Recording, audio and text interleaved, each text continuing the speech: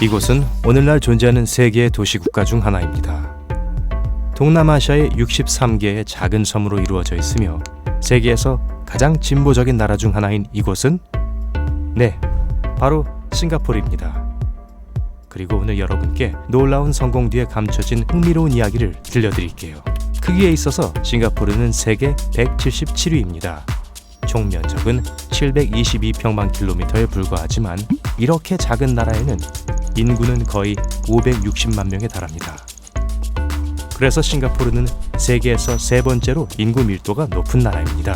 산업과 경제 면에서 작은 규모에도 불구하고 이 도시국가는 성공을 거두고 있죠. 싱가포르는 1인당 국내 총생산 기준으로 세계 8위입니다. 그리고 싱가포르는 천연 자원이 없기 때문에 물부터 모래까지 모든 것을 수입에 의존합니다. 또한 싱가포르에는 부자가 많은 것으로 유명합니다. 인구의 17% 이상, 즉 싱가포르 거주자 6명 중 1명의 자산이 10억 원 이상입니다. 지구상에서 백만장자가 가장 밀집되어 있는 곳이죠. 또한 싱가포르의 법은 정직과 투명성에 기초합니다. 싱가포르는 아시아에서 가장 부패가 적은 나라이고 전 세계에서 가장 부패가 적은 국가 중 5위를 차지하고 있습니다. 게다가 도시에 티끝 하나 없는 녹색 거리에서 구걸하는 사람을 거의 볼 수 없습니다. 실업이 사실상 존재하지 않기 때문이죠. 초현대적인 정원, 반짝이는 고층 건물, 효율적으로 조직된 교통체계, 공원과 도시국가들의 경치 좋은 산책로를 보고 있으면 불과 몇십 년 전만 해도 매우 다른 모습이었다는 것을 믿기 어렵습니다. 1960년대 싱가포르는 냄새나는 빈민가와 수많은 갱단이 거리를 지배하는 도시였습니다. 취약한 입법체계, 교육받지 못한 국민, 만연한 부패, 그리고 아주 적은 급여를 가지고 있었죠. 하지만 1965년에 이 도시국가는 독립국이 되었습니다.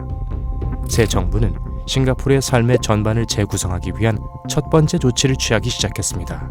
싱가포르는 지속적인 경제 성장과 함께 1970년대에 안정된 국가로 진입했습니다. 그리고 몇십 년 후 가난한 섬나라는 자신있게 번영하는 국가로 변했습니다. 싱가포르는 해결해야 할 몇 가지 문제를 안고 있었는데요.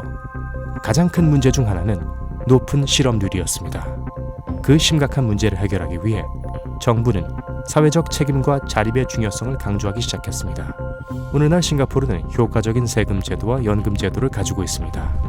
주민들과 고용주는 수입의 일부를 언제든지 추적하고 확인할 수 있는 가시적인 계좌로 이전합니다. 의료비를 충당할 필요가 있거나 집이나 아파트를 살 필요가 있거나 은퇴할 때 계좌의 자금을 사용할 수 있습니다. 이 시스템이 모든 문제를 해결하지는 못하지만 싱가포르에서는 이 시스템이 잘 작동한다는 것을 알 수 있습니다. 중요한 것은 이러한 정책이 사람들로 하여금 자신의 삶에 대한 책임을 지게 하고 성공하도록 장려한다는 점입니다. 일단 정부가 국민들의 능력에 대한 신뢰를 보여주자 국민들은 열심히 일해서 목표에 도달할 수 있다는 것을 증명했습니다. 다시 1960년대로 돌아가 봅시다. 당시 시민들은 제대로 된 주택이 절실히 필요했습니다. 싱가포르는 증가하는 인구를 수용할 수 없었습니다. 이 문제를 다루기 위해 만들어진 특별 기구인 주택개발위원회는 5만 채 이상의 새 집을 짓는 5년 목표를 세웠습니다. 흥미롭게도 정부는 빈민가에 살고 있는 사람들을 이 새로운 고층 건물로 옮기도록 설득하는데 어려움을 겪었습니다. 하지만 불행하게도 1961년 푸킷 호스위 화재로 40만 평방미터의 지역을 잿더미로 만들고 16,000명의 이재민이 발생했습니다. 하지만 이 사람들은 1년 안에 새로운 거처를 얻었습니다. 게다가 화재로 파괴된 지역에는 새 집을 지었습니다. 1965년까지 약 40만 명의 싱가포르인을 수용하는 5만 1,000개 이상의 새 아파트가 도시 전역에 생겨났습니다.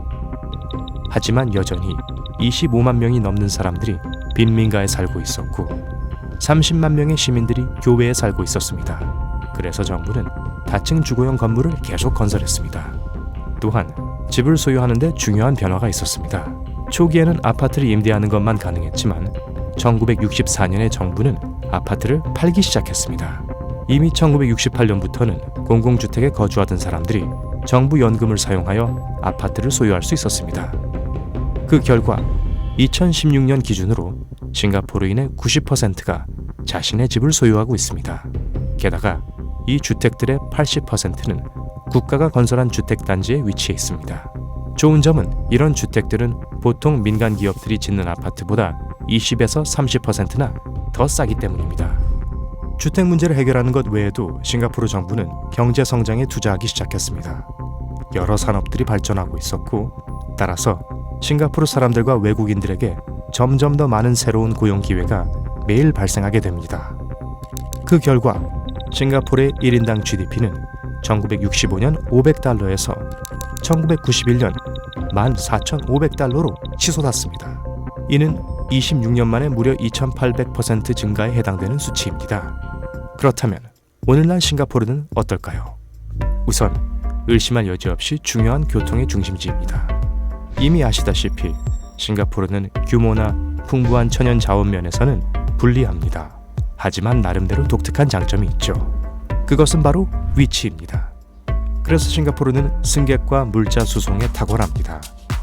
싱가포르의 창이 국제공항은 거대한 교통의 중심지가 되었고, 공항 디자인은 숨이 막힐 만큼 놀랍답니다. 싱가포르 항구는 세계에서 두 번째로 큰 항구입니다. 123개국 600개의 다른 항구와 연결됩니다.